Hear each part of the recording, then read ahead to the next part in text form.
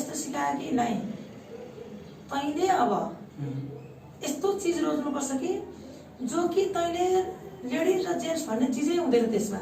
त्यो खेल के हो त भन्दा मैले धेरैवटा खेलहरू चाहिँ सर्च गरेर हेर्दाखेरि मलाई यस्तो लाग्यो कि रेस्लिङ, यस, किनभने यो इनर्जी एकदमै चाहिन्छ यसमा, र यसमा टेक्निक पनि धेरै हुँदो रहेछ, र यसमा सेल्फ डिफेन्स पनि धेरै हुँदो रहेछ। किनभने यो सिक्यो भनेर यो खेल्यो भने चाहिँ म मेरो शरीरलाई र मेरो परिवारलाई अथवा मैले सबै नारीहरूलाई चाहिँ केही सिकाउन सक्छु भनेर चाहिँ।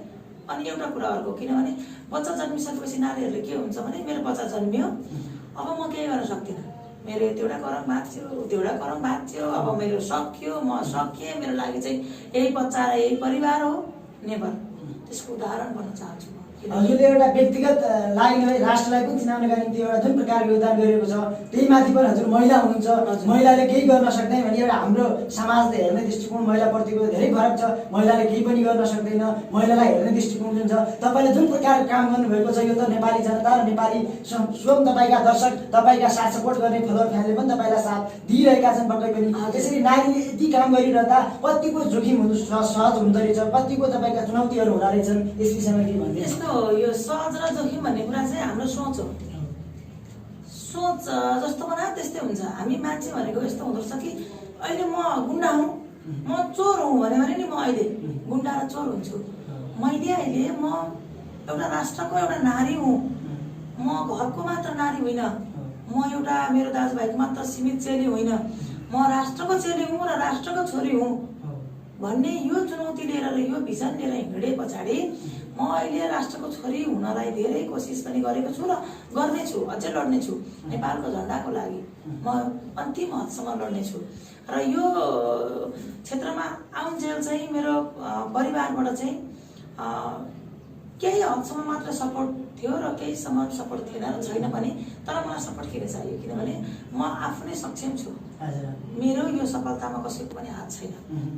म आफ्नै खुट्टामा उभिएको नारी, 14 वर्षबाट म समाज सेवा गर्दै आफ्नै खुट्टामा उभिएको छु भने मलाई कसैको साथ सपोर्ट चाहिँदैन। तपाईँ खेल क्षेत्रमा लागिरहनु भएको छ, आगामी दिनमा तपाईँ धेरै भावी योजनाहरू पनि होला, देश मात्र राष्ट्र मात्र नेपालमा पनि त्यो खेललाई तपाईँ लिएर जुन प्रकारले सरकारले खेल क्षेत्रका लागि ह्युज काम गरिदिएको भयो भने त्यो खेल क्षेत्रमा यस्ता यस्ता समस्याहरू छन् जुन प्रकार तपाईँले खेलिरहनु भएको ड्राइगन खेल आफैमा पनि एउटा जोखिमपूर्ण खेल हो।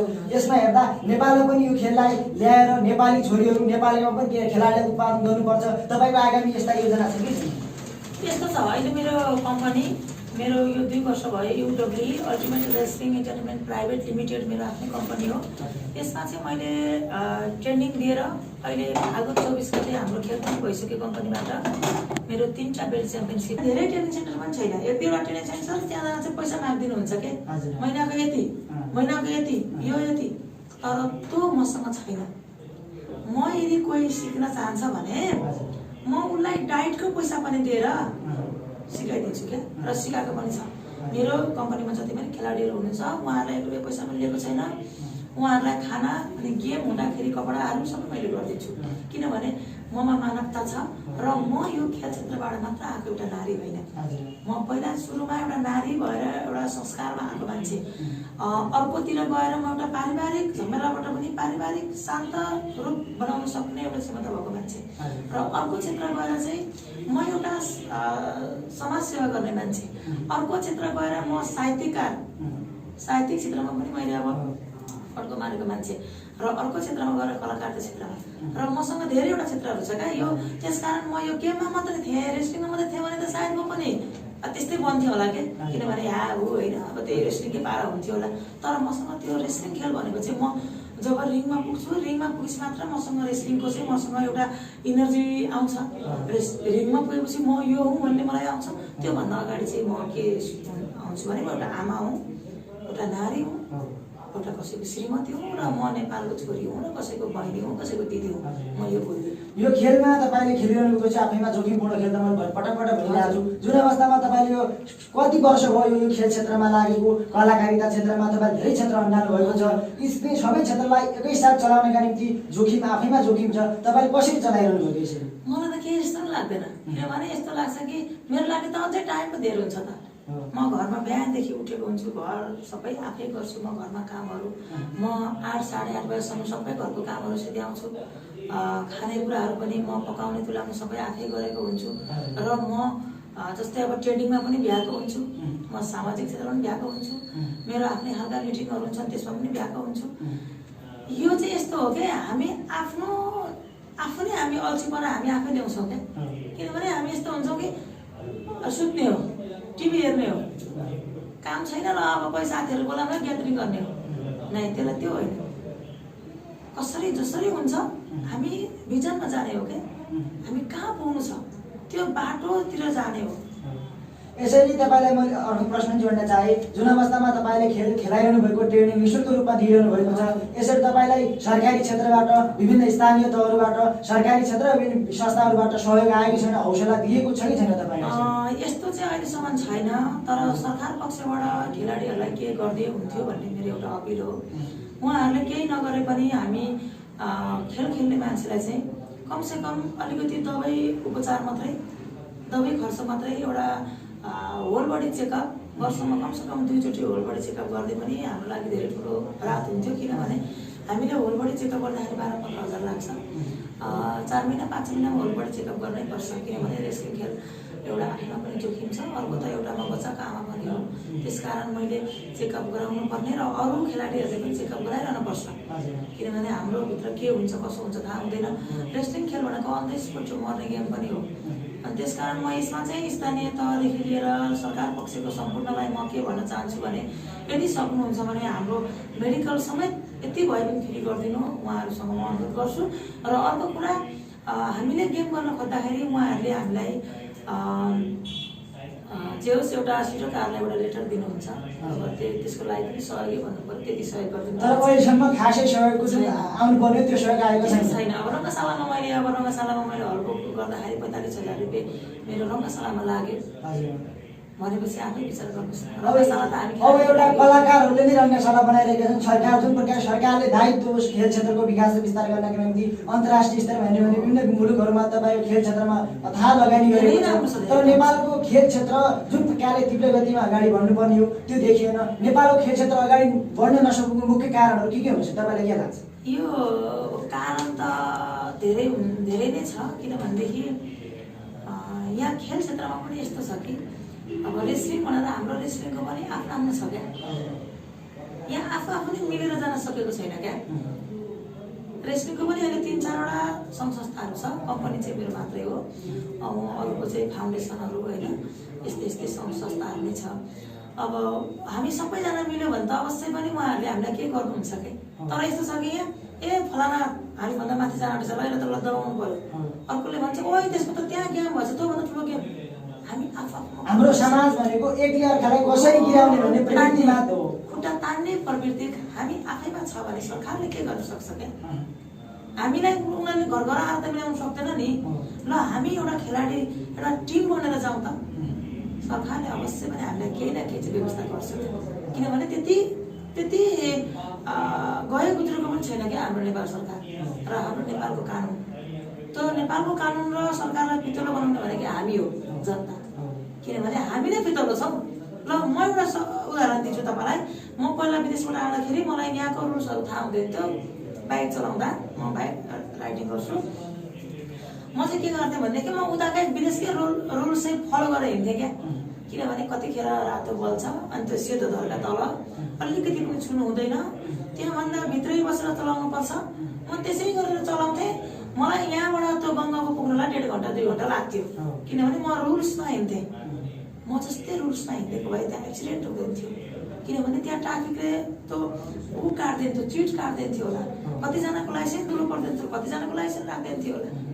अहिलेसम्म 5 वर्षमा मलाई एउटा पनि अहिलेसम्म कसैले मेरो न त चेक गरेको छ न त के गरेको छ। किनकि म रुल्समा हिँड्छु, म रुल्समा हिँड्दा रोइन्छु र त कसैले के गर्दो रहन्छ। र हामी सबैजना त्यसरी रुल्समा हिँड्यो भने त सरकारले पनि हिँड्न जरुरी हुन्छ नि।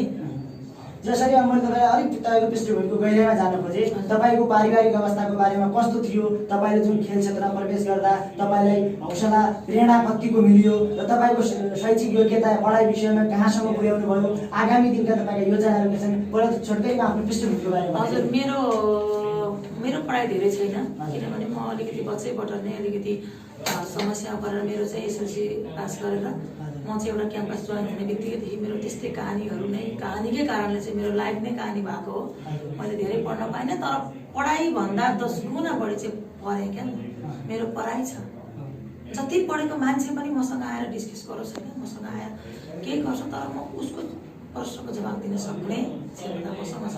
र परिवारको भन्नुहुन्छ भने मलाई परिवारमा मेरो बुवाले धेरै सपोर्ट गर्नुभयो खेल क्षेत्रमा नै मलाई। मेरो बुवाको धेरै ठुलो योगदान छ। मेरो बुवा खस्नुभयो, अहिले 2 महिना 2.5 महिना भयो। मेरो अब सल्लाहकार भनेको मेरो बुवा हुनुहुन्थ्यो, बुवा गइसक्नु भएको छ। तर पनि मेरो बुवाको चाहिँ सबैभन्दा ठुलो चाहना मेरो खेल क्षेत्रमा र साहित्यिक क्षेत्रमा, र त्यो क्षेत्र मैले अगालेको छु, किनभने म मेरो बुवाको संस्कारमा हुर्केको छु है। र अर्को कुरा के छ भन्नुहुन्छ भने अब समाजमा त के हुन्छ भने साडी लगाउँदा अलिकति ब्याग, चोलोको अलिकति ब्याग पछाडि धेरै खुलेको हुँदा पनि कुरा काट्छ नि। झन् मेरो त झन् अब टुपिसमा खेल्ने गेम हो, आफैमा जोखिमपूर्ण खेल छ। त्यही माथि अब एउटा नारी भइसकेको जुन प्रकारको हेर्ने हाम्रो समाजको दृष्टिकोण छ, त्यसलाई परिवर्तन गर्न कि तपाईँ जस्तो एउटा युवा, तपाईँ जस्तो एउटा नारी लागिरहनु भएको छ। यसमा त पक्कै पनि नेपालीले साथ सपोर्ट गर्ने नै छन्। तपाईँलाई आगामी दिनमा अगाडि बढ्नका निम्ति हौसला र प्रेरणा त दिइरहनेछन्। यसमा यो साथसाथै यस्तो छ, मेरो यो कपाल यो कलर भएको पनि 14 वर्ष भयो। यो कलरको कपाल बनाउँदाखेरि नराम्रो हुन्छ भन्ने जुन समाजमा थियो, योभन्दा 4-5 वर्ष अगाडि त यो कपाल लिएर बाहिर निस्केपछि त यो मान्छे यो आइमै नराम्रो नै हो भन्ने हुन्थ्यो क्या। तर यो कपाल यो बनाउनुमा कसैलाई यो कारण थाहा छ? वास्तविकता के हो? वास्तविकता म कुनै समय म संस्थाको नाम अब तोक्दिनँ, किनभने त्यो संस्था मैले छोडिसकेको छु। यो भन्दा 12-13 वर्ष अगाडि म एउटा संस्थामा काम गर्थेँ। म त्यो संस्थाको साइडीको रूपमा काम गर्थेँ। त्यतिखेर म एकदमै सिम्पल थिएँ र त्यो संस्थामा साइडीको काम गर्दाखेरि मलाई छापा मार्नु पर्ने हुन्थ्यो। छापा मार्नु जाँदाखेरि मैले होटलदेखि लिएर डान्स बारहरूदेखि लिएर यस्तोमा पस्न पर्ने हुन्थ्यो। पस्न पर्ने हुँदाखेरि सिम्पलमा त कसैले पनि त्यहाँ पठाउँदैन नि त। यो के हो, डान्स बारमा जानु, छापा मार्न जाँदाखेरि त त्यस्तै भएर जानु पर्यो नि। अब कपाल पनि यस्तै बनाउनु पर्दो रहेछ होइन, जस्तै लुगा पनि त्यस्तै लगाइदिन पर्ने होइन, एकछिनको लागि जस्तो पनि लगाइदिन पर्ने, तलबाट जाँदा माथिसम्म लगाइदिन पर्ने, फेरि माथिबाट झर्दाखेरि अर्कै लाएर हिँड्न पर्ने। यो कपाल त्यतिखेर मैले त्यस्तै गरेको कपाल हो। अहिले 14 वर्ष भयो कपाल। यो कपालको सङ्घर्ष मलाई थाहा छ। यो कपालले गर्दा मलाई कति ठाउँ लडाउनु खोजेको छ, कति ठाउँ केटाहरू पछि लाग्ने होइन, पछि लागेपछि कुटाइ, कति केटाहरूले कुटाइ खाए मेरो यो कपालको कारणले। तर अहिले सबैको हेर्छु होइन, यो कपाल देख्छु क्या, मलाई खुसी लाग्छ। केही न केही हुँदैछ।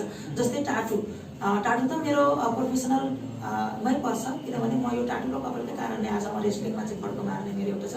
मेरो टाटु चाहिँ मेरो जस्तै हातभरि टाटु हेर्दाखेरि मान्छेहरू झट्ट हेर्दाखेरि पहिला होइन, जस्तै म खेलभन्दा पहिला हेर्दाखेरि यो कस्तो मान्छे होला, यो के गर्ने मान्छे होला, यो केटा हो कि केटी हो होइन, तपाईँ केटी हो भनेर कसैले सोध्ने पनि क्या। किनभने एउटा बाइक चलाएर हिँडिरहेको छ, रफ छ, पछाडि बच्चा छ सानो, अनि यो बच्चा कसको, अनि तपाईँ को भनेर मलाई बाटो प्रश्न आउँथ्यो क्या। त्यतिखेर के भन्थेँ म, आमा, यो बच्चाको आमा भन्दाखेरि तपाईँको बच्चा होइन जस्तो लाग्छ, दिदी कसको के भनेर त्यस्तो झगडा पनि मैले धेरैचोटि गरेको छु। बाटोमा पनि मैले धेरैलाई कुटेको छु। बाटोमा हिँड्दै बाइकको पछाडि लाएर नि मान्छे केटाहरू कुटेको छु क्या मैले। यति सङ्घर्ष गर्नुभएको छ तपाईँ, यति सङ्घर्ष गरेर यहाँसम्म आइपुग्नु भएको छ। आगामी दिनमा तपाईँले थुप्रै सङ्घर्ष गर्नु अझै बाँकी छ।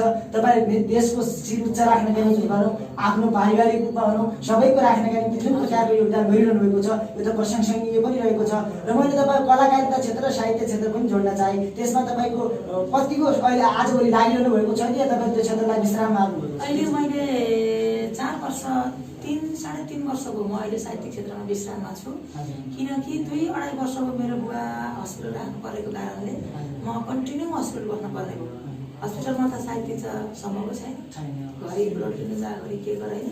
मैले अहिले 3 वर्ष साहित्यिकलाई मैले विश्राम दिएको छु। मलाई यो मोडलिङ क्षेत्रमा धेरै आयो अफरहरू, म गइनँ। किनभने अब मेरो पहिलाको जस्तो बढी नै छैन। म पहिलाको जस्तो मोडलिङमा म मुसुक्क हाँसेर लचक्क लच्किन सक्दिनँ नि, किनभने म मोडिसकेँ नि त। म अब यो मेरो क्षेत्र फरक परिसक्यो। अब म गुन्डा भिलेनमा खेल्ने भएँ क्या। किनभने मेरो त्यो मेरो पाइला खुड्किलामाथि चढ्यो क्या। किनभने अब मलाई आउँछ भने म बरु चोरमा खेलिदिन्छु, किनभने मेरो चोर हुँदा म सुहाउने खालको बढी भइसकेको छ। होइन यतै फुलेको होइन त्यस्तो हुन्छ नि एउटा बडी लेडिज जस्तो छैन। अब अहिले हेर्दा पनि होइन मसल्सहरू आर्म्सहरू अब यसो गर्दाखेरि यत्रो यहाँ निस्केपछि त होइन त्यो मोडलिङ त गर्न मिलेन। बरु अहिले चोर भिलेन केमा आउँछ भने म खेलिदिने भएँ। त्यस कारण मैले यसमा पनि विश्राम लिएको छु। मलाई त्यसको गीतमा धेरै अफर आएको थियो। अब म साडी लगाउने कस्तो साडी के लगाउने यतै प्याक्छ साडी लगाएपछि कस्तो देख्छ भन्नु न। त्यस कारण होइन मैले यसलाई पनि इन्कार गरेर अबको 15 वर्ष चाहिँ म ओन्ली गेममा र फेरि म साहित्य क्षेत्रमा फर्किँदैछु। मेरो बुवाको जीवनी लेख्ने स्टार्टिङ गरेको छु अनि त्यसकारण म अब यो वर्षमा म बुवाको जीवनी सके पनि नसके पनि एक दुईवटा अरू किताब पनि छाप्दैछु। अब फेरि म अगेन साहित्यिक क्षेत्र र खेल क्षेत्रलाई दुईटैमा अगाडि। जसै कि खेल क्षेत्रकै कुरातर्फ लाग्न चाहे मैले तपाईँले अहिलेसम्म जितेका अवार्डहरू के छन् यो विषय पनि अलिकति दर्शकलाई जानकारी गराइदिनु। यस्तो हुन्छ अवार्ड भन्नाले यो रेस्लिङमा चाहिँ जित्ने ठुलो कुरो हुन्छ। अब अवार्ड त मैले अस्ति भर्खरै अब एउटा लेडिज बेल्ट च्याम्पियनसिप एउटा बेल्ट जितेकी छु। त्यो बेल्ट मेरो लागि मेरो जिन्दगीको सबैभन्दा ठुलो गिफ्ट, सबैभन्दा ठुलो कमाइ, सबैभन्दा ठुलो थियो मेरो मान। किनभने मसँग छ त्यो र त्यहाँभन्दा अगाडि पनि मैले जितिसकेको छु। र खेल क्षेत्रमा मैले जितेको सबैभन्दा मेरो लागि अमूल्य र मेरो लागि ठुलो भनेको चाहिँ यही अस्तिको बेल्ट। अब कार्यक्रम हामी अन्त्यतिर थोरै जाउँ। तपाईँको जुन प्रकार खेल क्षेत्र लागिरहनु भएको छ यो आगामी दिनमा थप सशक्त हुँदै जाओस्। थप तपाईँले नेपालका लागि भनौँ राष्ट्रका निम्ति आफ्ना निम्ति पनि अगाडि एकदमै जोस जाँगरका साथ लागोस्। तपाईँलाई धेरै धेरै शुभकामना पनि छ।